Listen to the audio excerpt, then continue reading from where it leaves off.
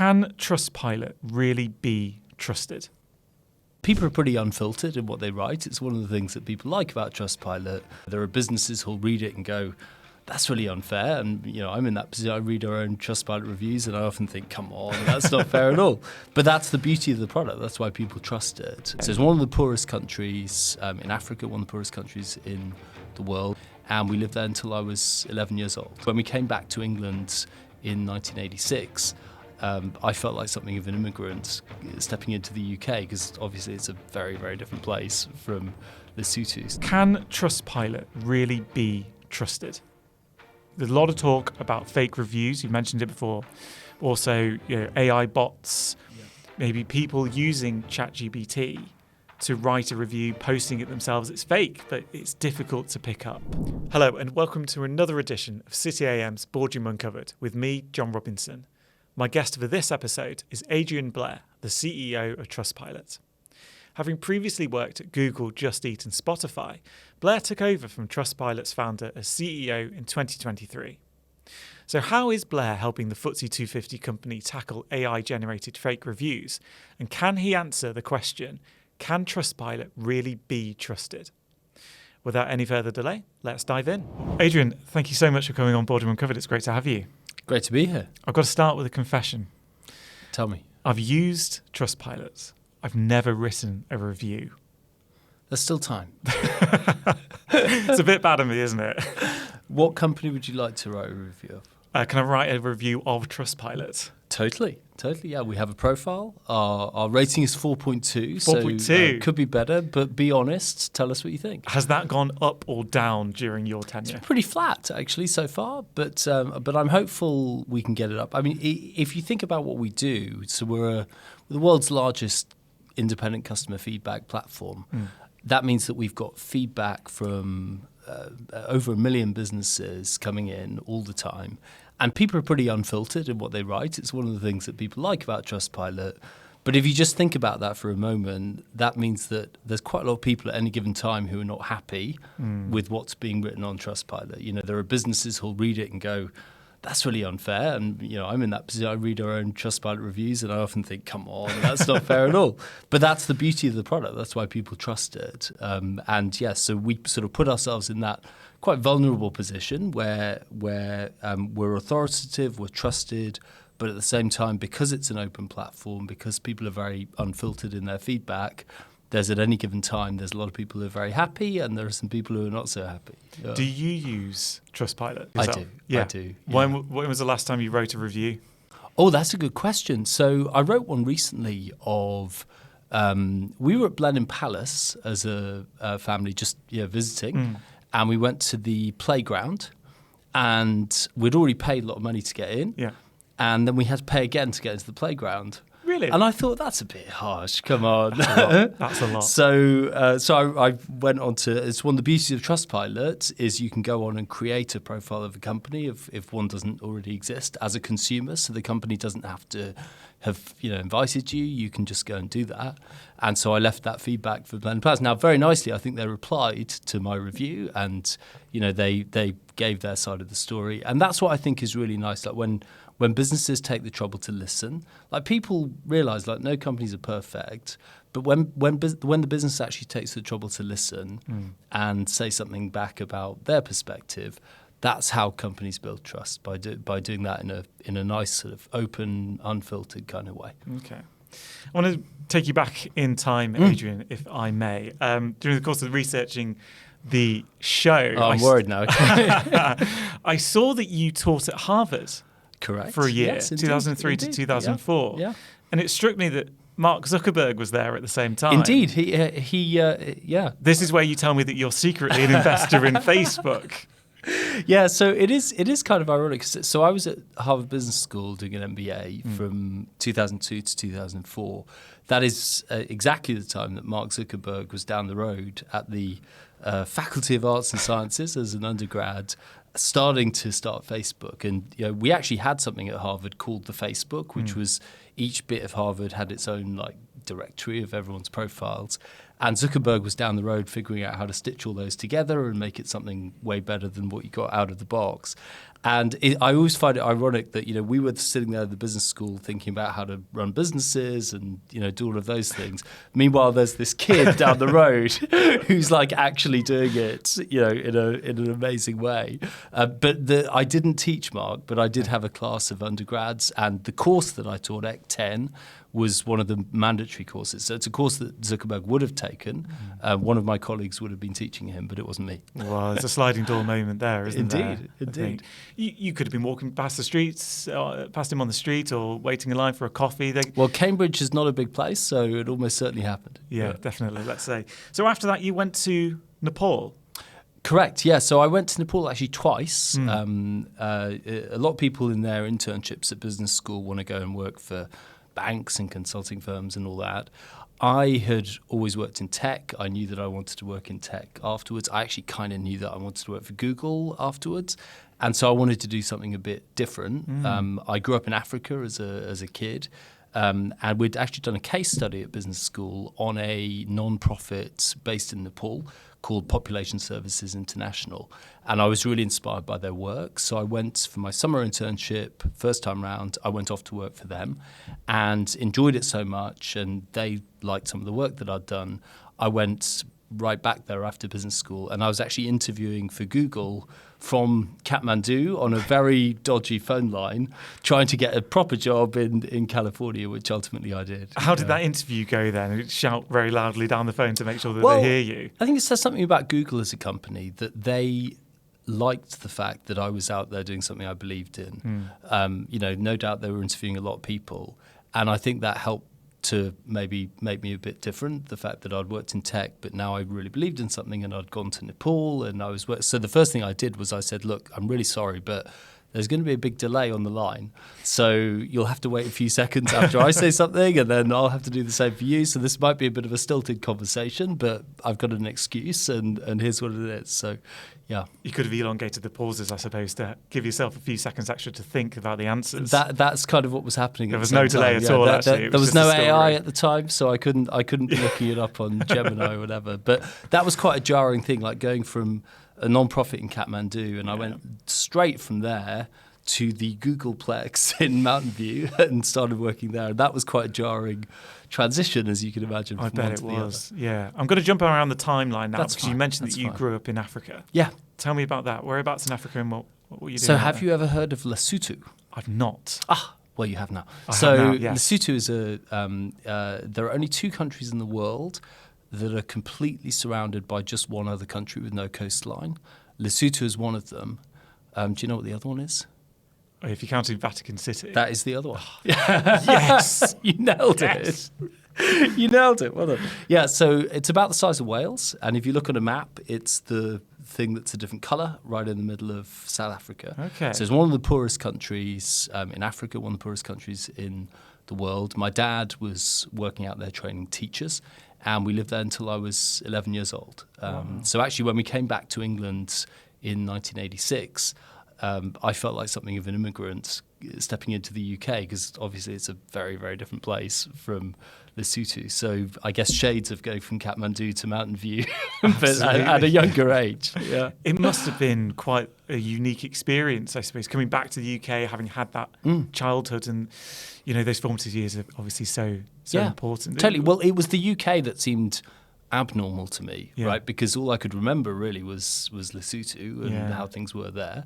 So coming into this place was like, oh, it's a bit weird. Everything's a bit different. Yeah. So then you went to Google. We're jumping back now forward in time. You went to Google. You've obviously you worked at Just Eat, Spotify. You've had you bounced around a few companies, obviously all in tech, before taking on your current role at Trustpilot. Taking over from the founder. That's right, Peter Mühlmann. Yeah, he's a great friend of mine. Big shoes to fill. Yeah. I imagine, a little bit daunting. I don't know if daunting's the right word, but it's certainly a challenge when you come into a company that's so used to being run by one person, that's only ever been run by one person. It's a bit like stepping into someone else's family as the head of the family when you haven't met anyone before and it's all a bit different. Now, I think what you've got to do, and this was the second time that I'd replaced a founder in my career, I think what you've got to do in a situation like that is, first of all, deeply understand and get to know the founder themselves. And Peter is a wonderful person and couldn't have been more welcoming, more supportive of me, and more helpful, behind the scenes and giving me advice, giving me his perspective on stuff. And I've really become close friends with Peter over the last couple of years. So Peter himself has been amazing about it. But I think what you've got to do is come in with a real humility in those situations. So, you can't walk in saying, right, here's how we did things at Just Eat, or here's how we did things at Google, or whatever. You've just got to really understand the situation you're in, understand the people, the culture, not start rushing into decisions, but just come in with that humility. And one of the first things I did was I ran listening sessions with every trustee, as we call them, every employee around the company, around the world. And I spent several months doing sessions of 15 to 20 people. And that was really just about listening to them and listening to their perspectives. What I felt that did was it helped me to build trust with them. It gave them a sense of who I was, but it also gave me a very rich sense of the issues that were coming up around the company. And it meant that it was the best possible induction, I guess, into the challenges facing the business and the opportunities. And it meant that when I started to say things about strategy and direction, I felt like I was doing it having really taken the trouble to understand the situation. It takes a lot of patience, a lot of humility to do that, but I felt that was very important. I suppose I might be a typical cynical journalist. You're welcome to be. Which is a bit of my nature. Yeah. But whenever I hear something like that, it sounds good in theory. Each company has their own culture, right? I always question how much the employees would actually bring up the genuine negative aspects of their jobs and or the company. They're talking to the top boss, right? I mean, they don't want to annoy you too much, especially when making probably a first impression. Yeah, tell you your baby's ugly or whatever. Yeah, exactly. Yeah. So what I was really heartened by actually is I've actually done this twice now. I did it, so I've been in the business nearly 2 years now. I did it just a few months ago, again, going around most of the business, not quite 100%, but doing listening sessions in groups with many, many people. And what I was really pleased about was that second time round, people were, if anything, even more honest and candid with me than they'd been first time round. And I was actually really heartened by that, because in any great company, you need absolute candor and transparency. People need to be honest with each other, have the right conversation, the genuine conversation. If there's a hidden agenda, unhide it somehow and get it out on the table. And I felt that second time round, first time round people were doing that to some extent. Second time round to an even greater extent. And I think that's testament to the kind of culture we've got at Trustpilot, where we really believe in transparency and candor. Okay. Well, Adrian, it's time for some quick fire questions. Are you ready? All right, I'll do my best. Okay. First one, what was your first job? I'm actually going to have to say two things because they were at the same time, so neither of them quite came first. But I grew up in, after Lesotho, we moved to Nottingham. And as soon as I left school, as soon as I was old enough to get a job, I had no money at all. I went to work in a shoe shop called Round Pounds on Clifton Estate in Nottingham, which is one of the bigger council estates in the UK. And I worked at the same time in a bar. And the bar stayed open until 3 a.m. The shop opened at 9 a.m. And I was working the longest hours I've ever worked, literally only 6 hours in between one job ending and the next one beginning, because I just wanted to earn what I could. And my salary was £2.19 an hour in the shoe shop. This is pre-minimum wage and all that kind of thing. No workplace pension. No workplace pension, no. Yeah. But I at the time, I just really wanted to have a bit of money to travel, and that was the only way I could find to get it. So, brilliant. Who inspires you? I'm going to have to say my wife. And should we be pleased? I hope so. But it's true. So she went through a terrible situation. 2019, she had stage 3 breast cancer. It was, as you can imagine, the most horrible thing.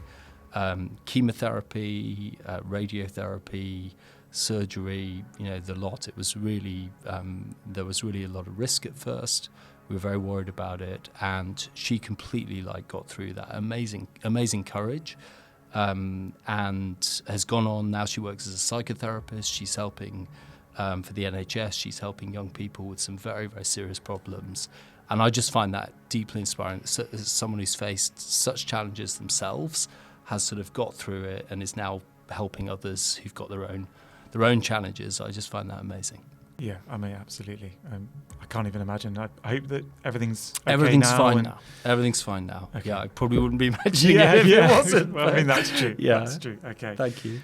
If you had to appoint a celebrity to your board, who would it be and why? So I think it would be David Attenborough. And I say that because he's pretty much in the UK the most trusted person we've got. And trust is everything for us. Our vision is to be the universal symbol of trust.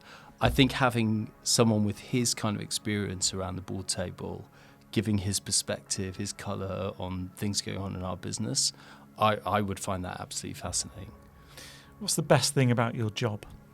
I think the best thing is the journey we take businesses on. If I think of companies, a lot of them don't listen to their customers enough, or they think they understand their customers, but they actually don't. And what Trustpilot does, a colleague of mine sent me a video earlier that one of our customers have made of their employees celebrating their Trustpilot score going up and their reviews getting better. And I just think the way Trustpilot engages companies to really pay attention to their customers, to celebrate the successes, to celebrate the wins. I speak to CEOs, I read our Trustpilot reviews, I speak to CEOs who say they do the same. And that's just amazing to be taking companies along that journey. If you weren't doing this job, what would you be doing? I would be a not very successful professional pianist. And I say that because in Lesotho, we didn't have a telly, but we had a neighbour who left his front door unlocked and had a piano. I used to go around to his house and play. My mum is an amazing cellist, and she plays a bit of piano as well.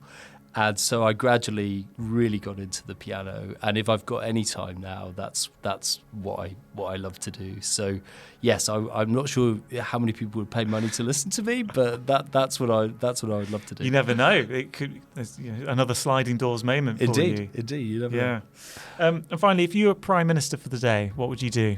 I think, and this is a bit Trustpilot centric, but I think I would really go after businesses that try to mislead consumers and the whole ecosystem that supports them. I'll give you an example. There are companies out there who will try to deceive review businesses and sell businesses fake feedback. And I just think that is deeply wrong. We do what we can at Trustpilot to go after businesses like that legally. We have a legal team. We've taken legal action. We've had a successful UK court case against a business that does that kind of thing. So we're doing absolutely everything in our power to go after those bad actors. But if I was Prime Minister, I would have a lot more power to go after those bad actors and make sure that they suffer consequences. And by doing that, Keir Starmer would say his top priority is economic growth, right? Because that's how you pay for the NHS and public services and everything else. Well, this is people trying to throw grit into the economy, right? Because great reviews, genuine reviews, mean that more transactions happen, they happen between the right people, they happen faster. So we're doing our bit to help drive growth. And there are bad actors out there who are trying to stop it, and I would go right after them. Well, it sounds like the start of a manifesto for the second Blair premiership right here, I think. Well, we'll see. I've got a big question for you now, Adrian. It's one that I think a lot of people will be interested to hear your answer to. Can Trustpilot really be trusted? There's a lot of talk about fake reviews. You mentioned it before. Also, AI bots, maybe people using ChatGPT to write a review, posting it themselves. It's fake, but it's difficult to pick up. You've said it before. You want to be seen as this elevated company, this trusted source of reviews.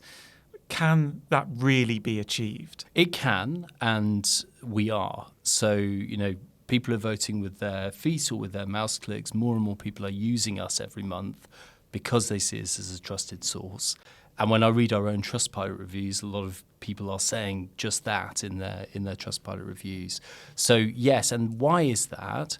Because we go to enormous lengths to ensure that the content on Trustpilot is trustworthy. We have more than 350 million reviews on our platform. Every one of those reviews has metadata attached to it. So things like what time of day was it written on, what operating system, what country, many, many other things. Because we have so many reviews, we can look for suspicious patterns in that data. So even if people are writing text using AI, there's so much other stuff that we can look at to decide is a review trustworthy or not.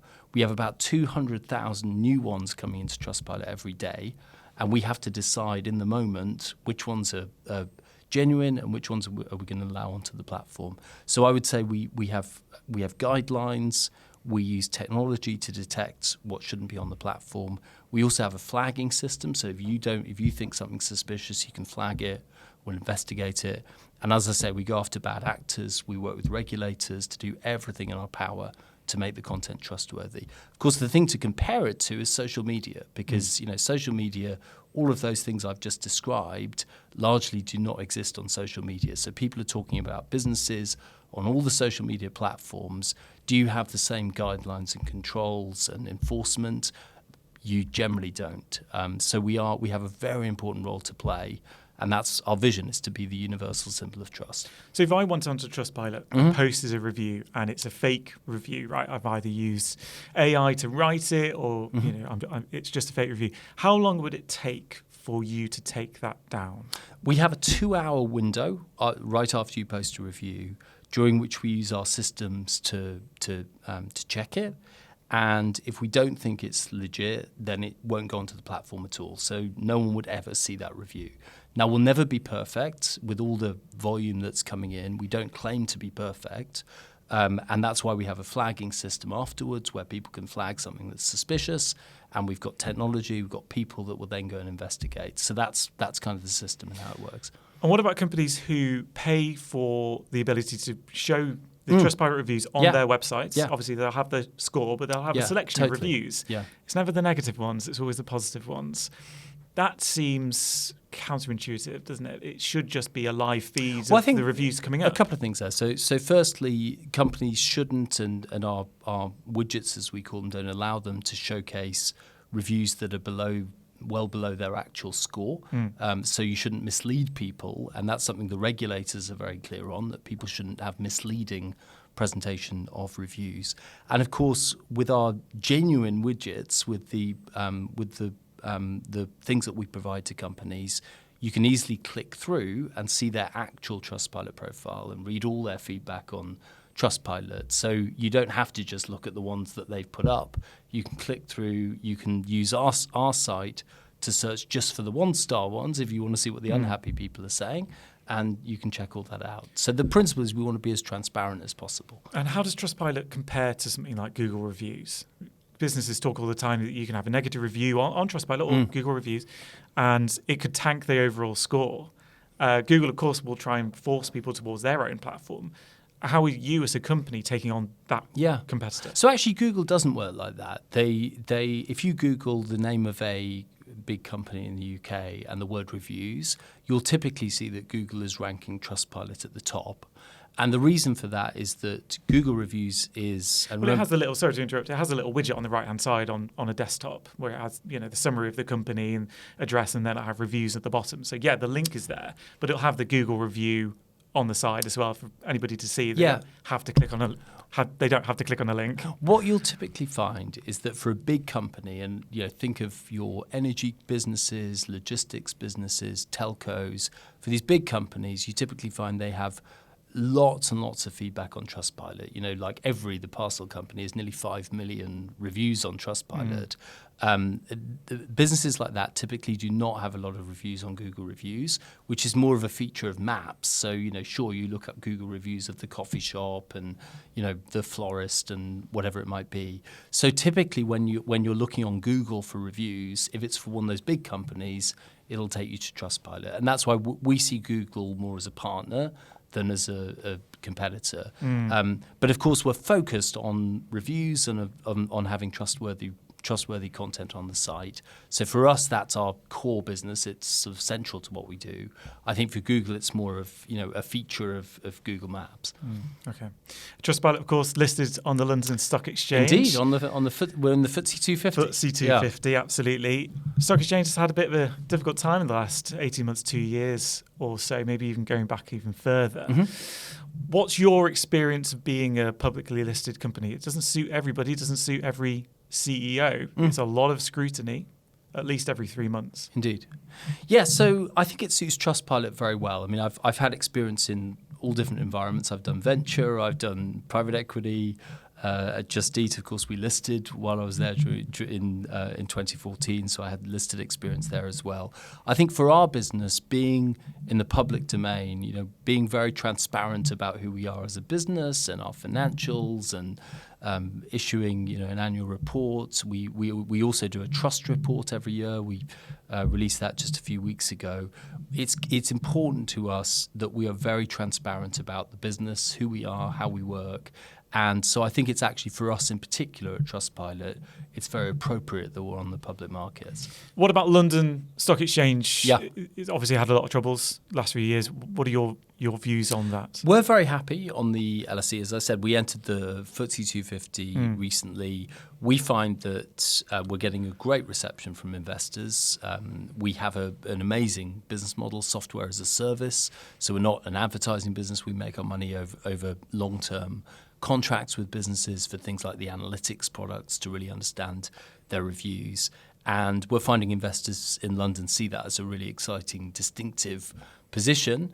We're also having a lot of success attracting international investors. So around 40% of our investors are in the US, and we're finding, American investors are very open to investing in a successful tech business on the London Stock Exchange. Because that's not the overall narrative, is it, of London over the last few years or so? It's been sluggish growth, especially in comparison to New York and the NASDAQ.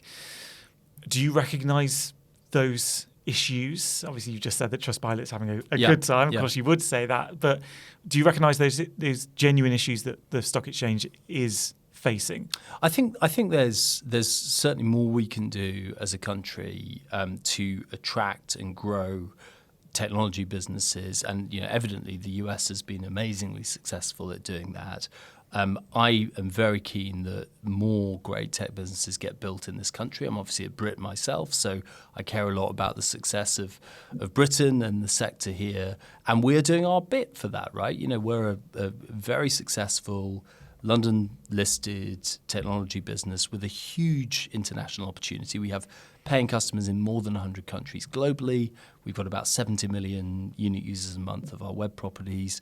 Billions of people see Trustpilot every month on Google. So we've got absolutely massive reach. We've got a huge opportunity ahead of us. And I think the London Stock Exchange could do with more businesses like us, frankly. What can the government do, for example, to help that become a reality? Well, for us in particular, I've mentioned, I think going after bad actors who are making markets less efficient would be a good place to start. I think there's a whole set of proposals about how to make the London Stock Exchange itself more successful, how to make it easier for businesses to list and raise capital. And I'm always happy to see the government doing that kind of thing. We've got a budget coming up in a few months' time. Yeah. What do you want to see Rachel Reeves announce when she addresses the House of Commons? Well, I think most business people would tell you that what they want is more stability, more predictability. And we all in business deal with uncertainty every day, but there's a level of uncertainty in terms of government interest rates, growth, debt, all that kind of thing, which ultimately businesses don't want to see. Businesses want to operate in a stable, predictable environment so that we can deal with our own challenges and our own risks in the right way. So, look, I'm a great supporter of the growth agenda, getting economic growth going in the UK. I think we play a big role in that through reviews. 89% of people look at reviews before making a purchase, and so, as I said earlier, we're helping people to buy things from the right people more quickly than they otherwise would. And so we're doing our bit to drive growth ourselves ultimately. Are you optimistic about the state of the UK economy? I'm optimistic that we're going to continue to grow. I think the overall macro picture, there are plenty of commentators out there who spend their lives looking at this stuff. So, I would listen to them on that. But certainly what we're showing is that, our most recent announcement was that we grew our UK business by 15% year on year. The economy, I know, is not growing by 15%. No, imagine if it would, yeah. That would be nice if it was. But I think what we're showing is that if you play your cards right as a business, you can grow very rapidly within this environment. And I would love to see more companies doing that. And I'd love to do our bit as Trustpilot to help companies understand their customers and get closer to what's really going on in their businesses by listening to Trustpilot feedback so that they can become more successful as well. If I took out my phone now, called the Treasury, Yes. Rachel Reeves on the phone, what are you asking for her to put in the budget? One thing. So I think policies that drive economic growth are ultimately going to be helpful to businesses in the UK. Exactly what the right policies are, I'm not a commentator on that stuff. But I would say in our particular area, the thing that would help the reviews industry is government support in going after bad actors. So there's a whole infrastructure. There's people that try to deceive consumers through fake reviews. There is an infrastructure that supports them, payment companies, marketing companies that they promote their services through. We should be going after those things in the interest of driving growth because they're trying to deceive people. And we're doing our bit by having a fair system, with all the guidelines and technology that I talked about, to do our bit to say, let's have really trusted, genuine reviews. But we could do with the government going after some of these bad actors as well. Okay. Adrian, I always ask this question as a final question to all our guests. It's really interesting to see what people say. The answers, I'm just teeing this up, the answers are quite varied, so no pressure. What does it take, in your opinion, to be a good CEO? And you want one thing? Well, as many things as you want. I mean, there probably is more than one thing. But I would start with humility. I think as CEO, you are covering a lot of ground, right? You manage everything in the company. So the salespeople, the marketing people, the legal team, the technology team, et cetera, et cetera.